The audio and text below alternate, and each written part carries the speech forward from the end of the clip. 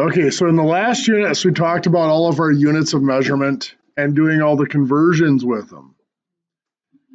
Today, we're going to start talking a little bit more about how those units were used. In this unit, we're going to look at the measuring devices themselves, reading measurements, figuring out measuring devices, and then some basic algebra.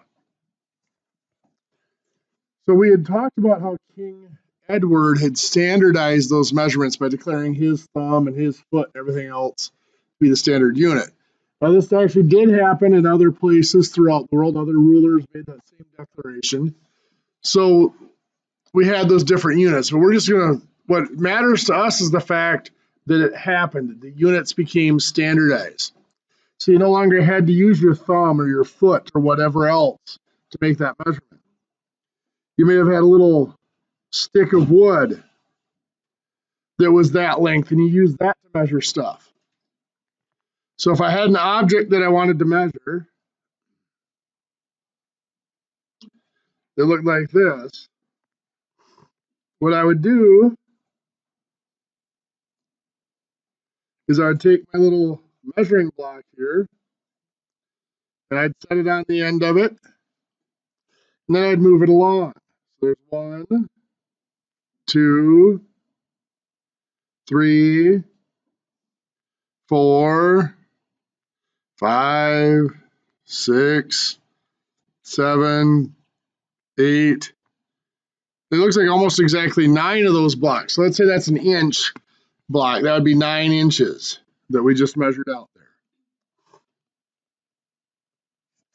Well, that was kind of tedious, a little bit slow to move it every step. The other thing is you'll notice each time I moved it, I really want to make sure that it ends at where the old one was. When I moved it, I kind of guessed as I moved it. You know, I didn't have it marked like I did there to where I could get it exact. So every time I moved that block, there's a little bit of error involved. So in order to accomplish 2 goals, one, to speed up measurement and to make it more accurate, they came up with an idea. And that idea was to take a stick,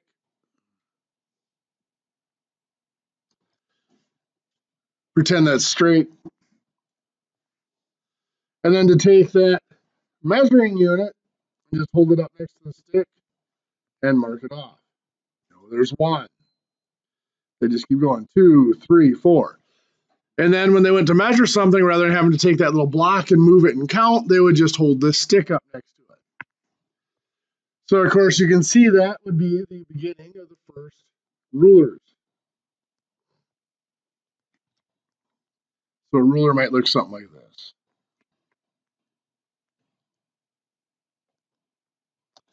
So they had each whole object, they'd had it marked out on there.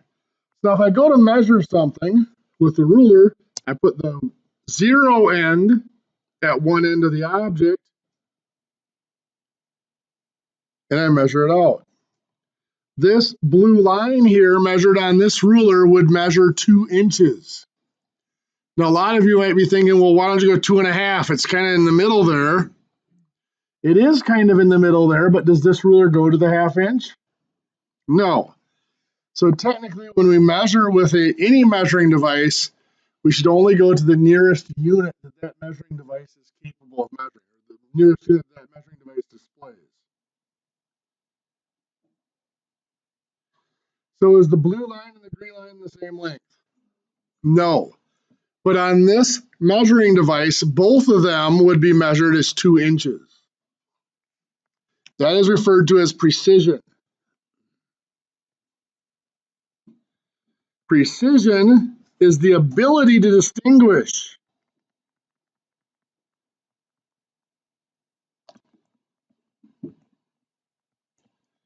between similar items.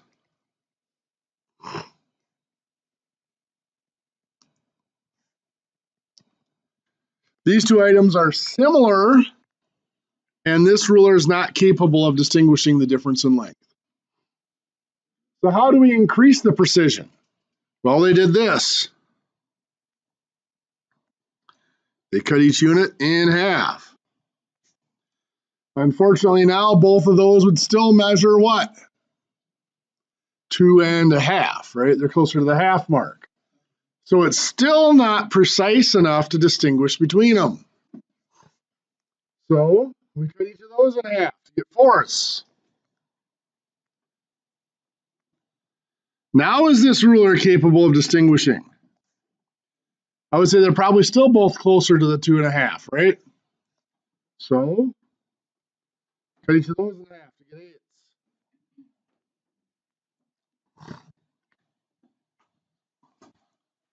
At this point, I would say we are finally precise enough to distinguish here.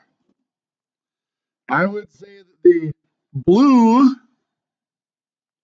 is slightly closer to the 2.5 inches, whereas the green is definitely closer to the 2 3/8 inches. So that is percent. Does anybody know why they did halves, quarters, and eighths instead of maybe cutting up into 10 pieces? If this is a 1-inch unit, I found the half point. It is as simple as that. They didn't have the technology really to divide stuff up into 5 or 10 equal pieces. They could involve some geometric constructions, but it was complex. But it was very simple just to fold something in half and get the half point. Fold it in half again and you have quarters or fourths. Fold it in half again, you have the eighths. That's why the standard measuring system uses halves, quarters, eighths, sixteenths, and so on. So it brings us to a term called degree of precision. Degree of precision is a property of our measuring device. The degree of precision is the smallest division on the measuring device. So on this ruler, what is the smallest division here? That would be 1/8 of an inch. Yes. So the degree of precision of this ruler is 1/8 inch. Now you'll notice here that this blue line is not at exactly 2.5 inches, is it? Anything from here to here, well, you get the picture, somewhere in there, would have been labeled as 2.5 inches, wouldn't it? How far away from the 2.5 mark could that be and still be considered 2.5 inches? Well, it could be halfway to the next mark, right? In either direction. How far would that be? There we go. This is referred to as the possible error in the measurement.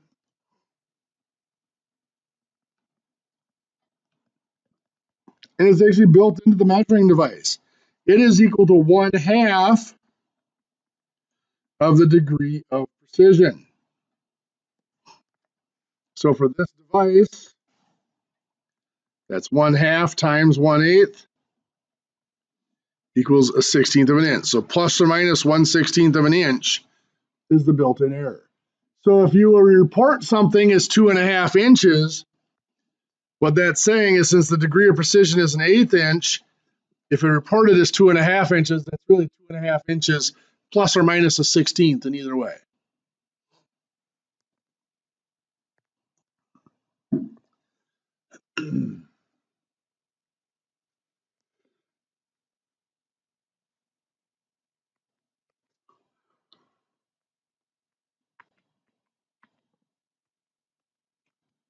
For this ruler in your notes, tell me 1, the degree of precision, 2, the possible error.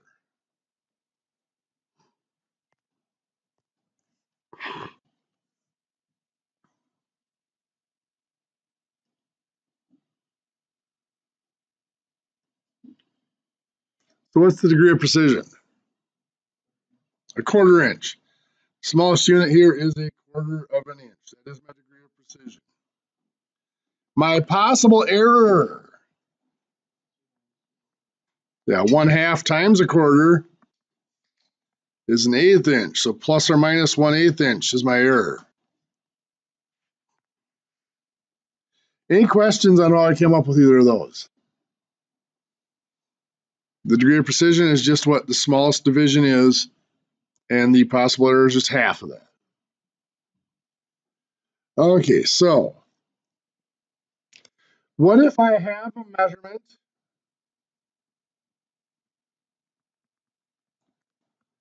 that is reported as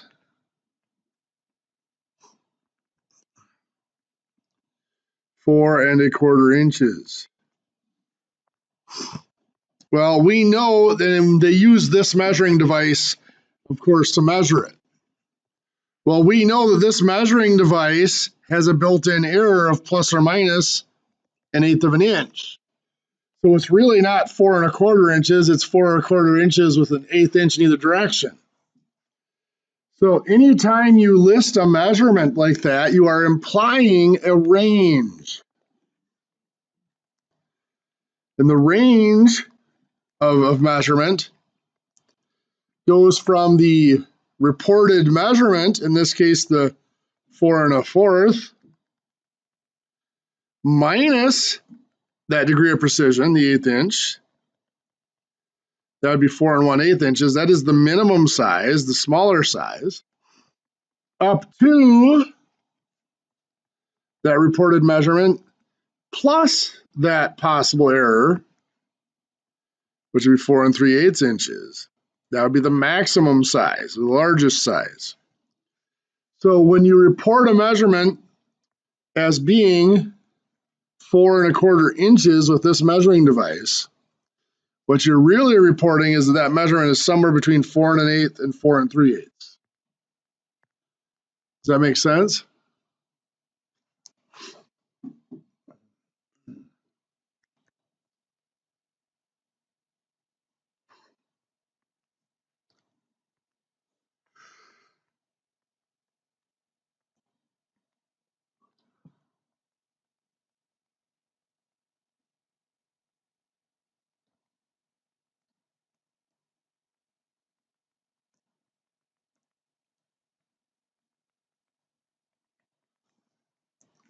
Pretend that it keeps going.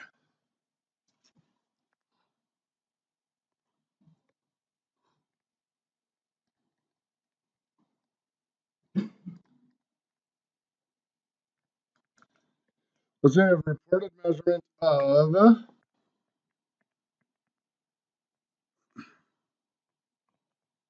5 3/8 inches with this measuring device. If I want to find the range, find the implied range,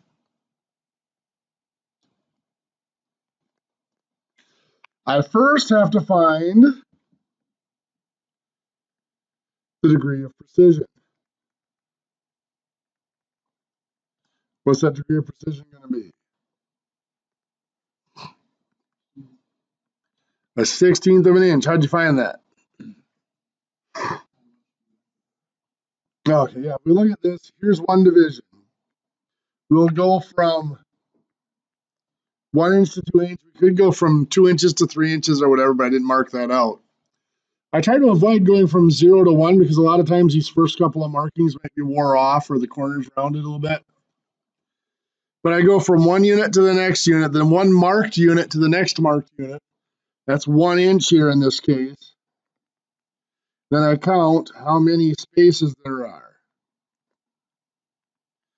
And if I count all those up, I'm going to stop there, but I would count 16 of them. So I take 1 inch divided by 16. That's 1/16 of an inch per space. So each space there is 1/16 of an inch. That's the degree of precision of this measuring device.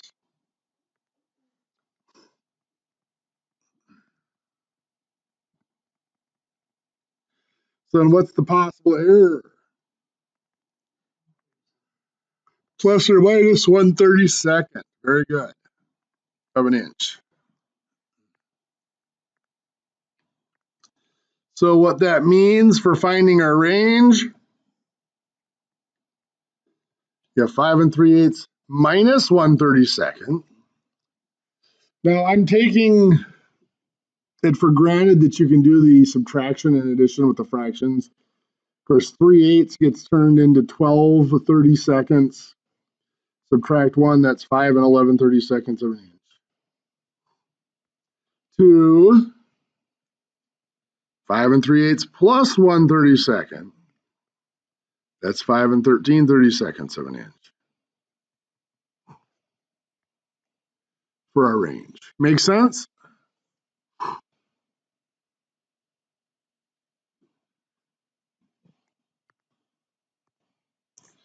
In your notes.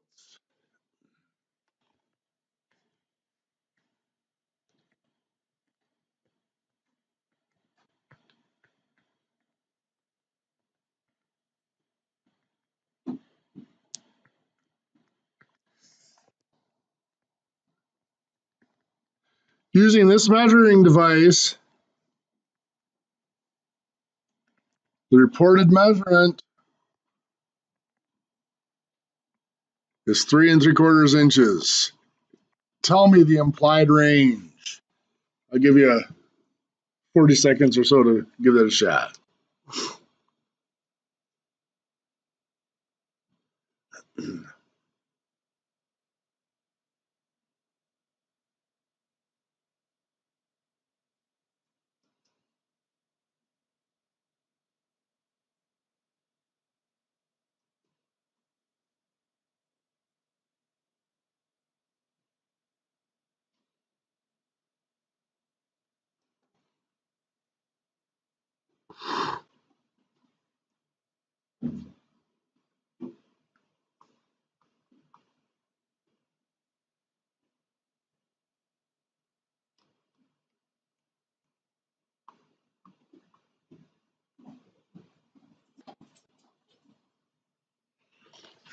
So, what's the degree of precision? 1/4. So that makes the possible error plus or minus 1/8.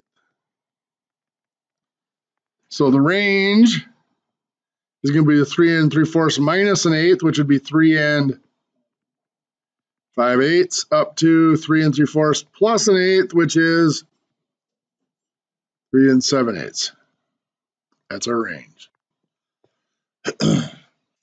So to know anything about degree of precision and error and stuff like that with standard measurement, you need the measuring device. Now, if we are using, rather than using standard fractional inches like this, if we're using decimal inches, or if we're using metric measurement is always in decimals. We don't have to have that information about the measuring device because all that information is implied within the way the measurement is written.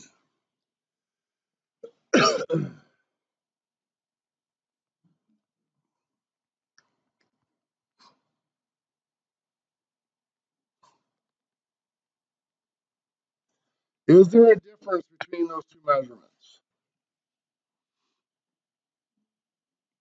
Well, 32.4 and 32.40 numerically are the same value, aren't they? But there is a difference between the measurements. This one here, 32.4, is implying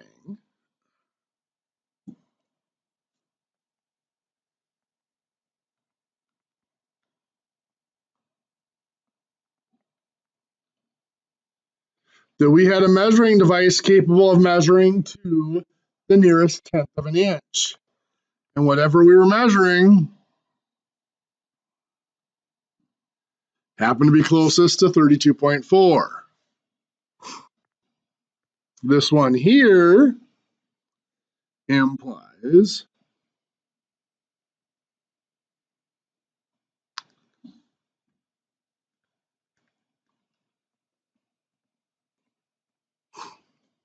this is where I wish I was a better drawer.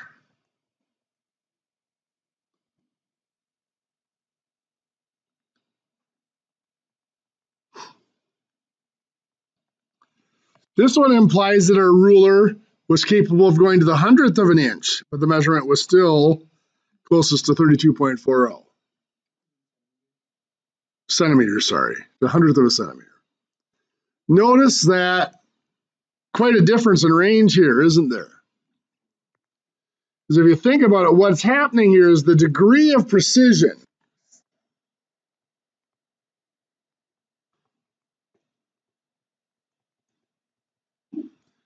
is implied in the place value of the last digit. Technically, it's called the last significant digit, but we're not going to worry about significant digits in here. What's this place value here? The tenths. That's the degree of precision there is a tenth of a centimeter. The place value here is hundredths. The degree of precision there is a 100th of a centimeter, which of course means that the implied error here is plus or minus. If I take that either times 1/2 or divided by 2, it's 0.05, right? Centimeters, which is about right. This is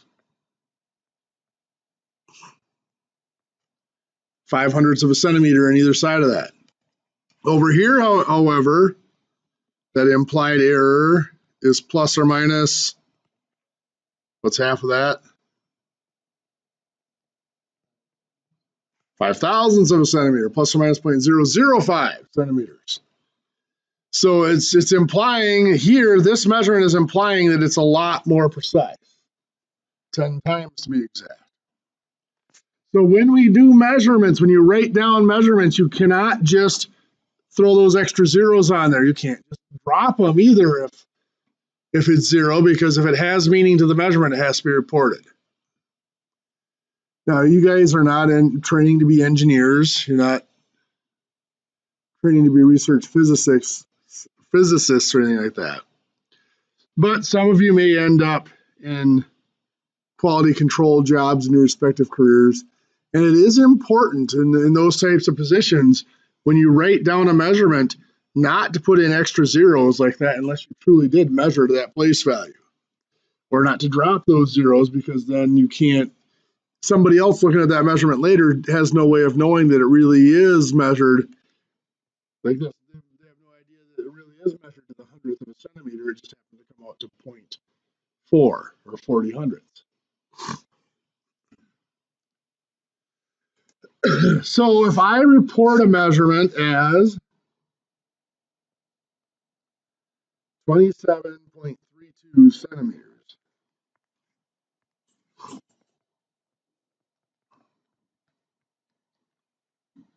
let's find its implied range. First of all, let's go through the process. What is the degree of precision?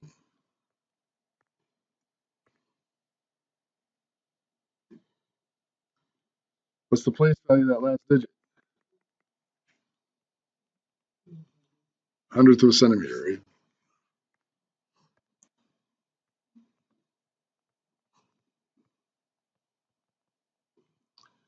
What's the possible error?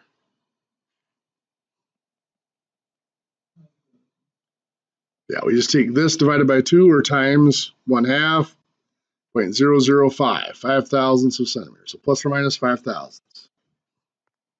So what that means is our range is 27.32 minus 5 thousandths. Of course, you got to fill in that 0. So 27.315 centimeters to our measurement of 27.32 plus the 5,000. So 27.325 centimeters. Does that make sense?